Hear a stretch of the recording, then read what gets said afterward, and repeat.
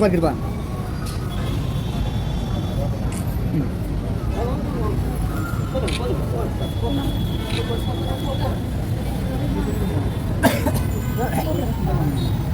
இப்படி போனா இந்த போறோம்ல போலாம்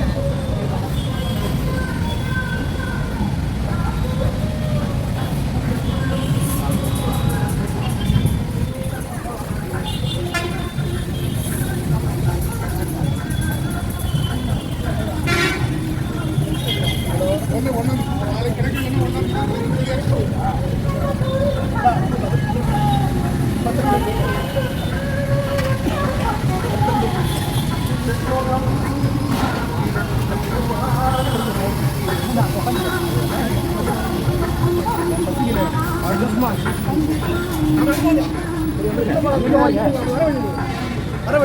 அங்கே உட்காராதீங்க யாருமே அங்கே யாருமே உட்காராதீங்க வாங்க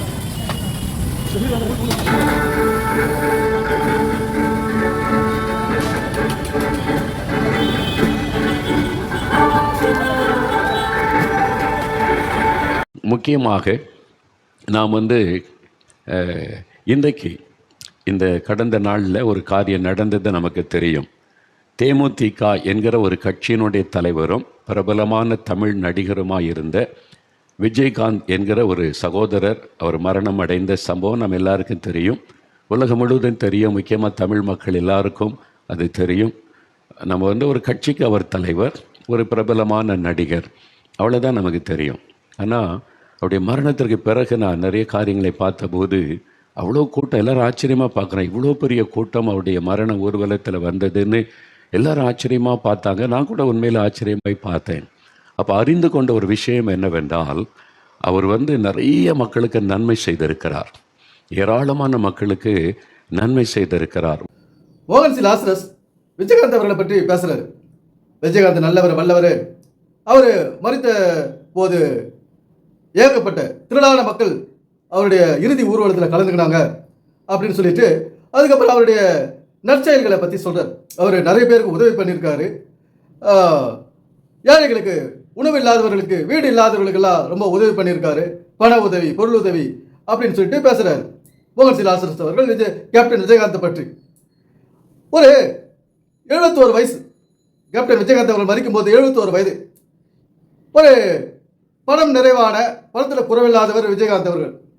நடிக்கும் போது தேவையான அளவுக்கு பணம் அவர்கிட்ட இருந்தது. அதுக்கப்புறம் அதெல்லாம் டபுள் ஆக்கி பல வெளியில் பிஸ்னஸ்ஸு ஸ்கூல்ஸ் எல்லாம் கட்டி அவர் நல்ல ஒரு பற்றாக்குறை இல்லாத பண நிறைவோடு வாழ்ந்தவர் விஜயகாந்த் அவர்கள்.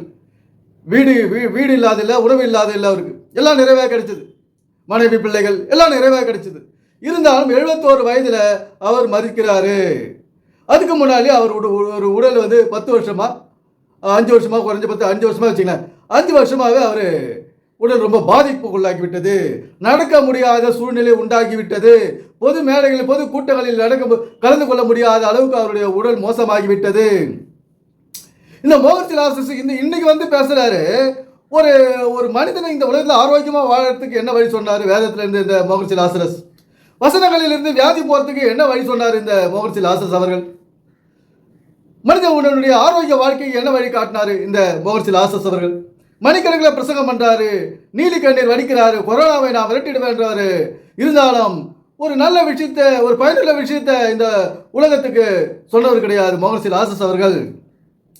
ஒரு மாய்மாலமான தன்னுடைய பேச்சு திறமையான மக்களை ஏமாற்றிக்கிட்டு தன்னுடைய பணபலத்தால மக்களை மயங்கிக்கின்னு இருக்காரு இந்த மோகன்சி லாசரஸ் அவர்கள்.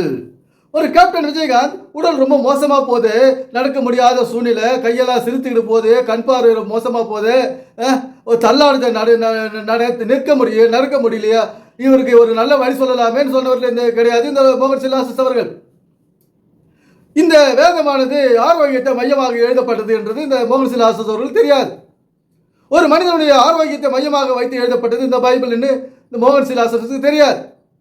அதனால அந்த பைபிளில் வர கதைகளை இயேசு கிறிஸ்து பற்றியோ அவருடைய சிலுவை பாடுகளை பற்றியோ அது சாத்தான் சாமி நரகம் பரலோகம் மோட்சம் என்ற வார்த்தைகளையே அவர் பேசி மக்களை மயக்கி சபை சபை சபை சபை சபை முக்கியம், சபை முக்கியம், சபை கூடி வருதல் முக்கியம், நீங்கள் இங்கே பிரச்சனை கேட்கறது முக்கியம், இந்த கட்டிடத்தில் நீங்கள் கை தட்டுறது முக்கியம், இங்கே முட்டிக்கால் போட்டு ஜெபம் பண்ணுறது முக்கியம் என்ற கட்டிட சபைகளே முக்கியத்துவம் படுத்தி இன்னைக்கு உயிருள்ள சபைகள், நடமாடும் சபைகள் எல்லாம் நாசமாகிவிட்டது.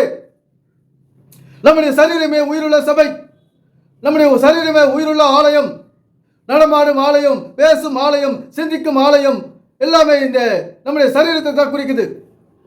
இந்த சரீரத்தை, இந்த நம்முடைய ஆலயத்தை, ஆலயமாகிய நம்முடைய அங்கத்தை சரியாக வைத்துக் கொள்ள வேண்டும் என்பது நோக்கம், இந்த பைபிளுடைய நோக்கம், இயேசு கிறிஸ்துவின் நோக்கம். இயேசு கிறிஸ்துவை பற்றி புகழ்ந்து பாடிட்டு, இயேசு கிறிஸ்துவை பார்த்து கை தட்டிட்டு வியாதியை வறுமையில் சிக்கி தவிக்கிறதுக்கு இங்கே இந்த உருவாக்கப்படவில்லை இந்த பைபிள்.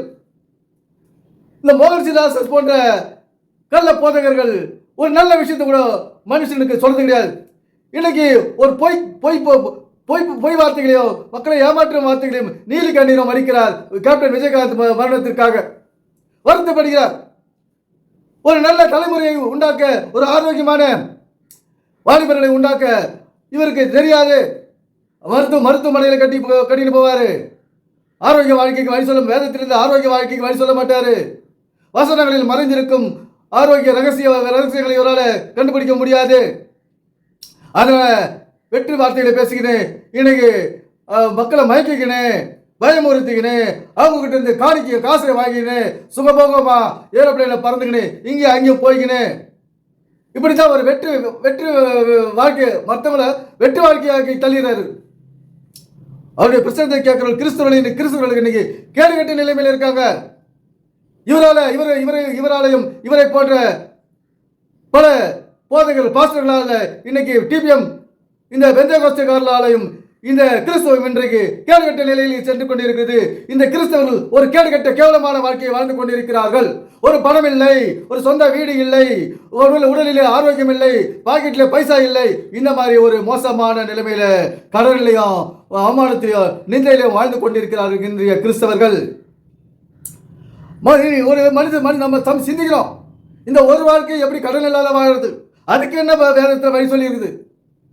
இந்த உலகமானது, இந்த உலக வாழ்க்கையானது காசை மையமாக வைத்து இயங்கிக் கொண்டிருக்கிறது அப்படின்னு நான் சொல்லல, இந்த பைபிள் சொல்லுது, கடவுள் சொல்றாரு, இயேசு கிறிஸ்து சொல்றாரு. இந்த காசை தேடு, வாழ்க்கையின் ஆதாரமாகிய இந்த காசை தேடு, வளமான வாழ்க்கையை வாழ்ந்துட்டு போன்னு சொல்றாரு. எனவே சிந்திப்போம், செயல்படுவோம். நன்றி, வணக்கம் நண்பர்களே.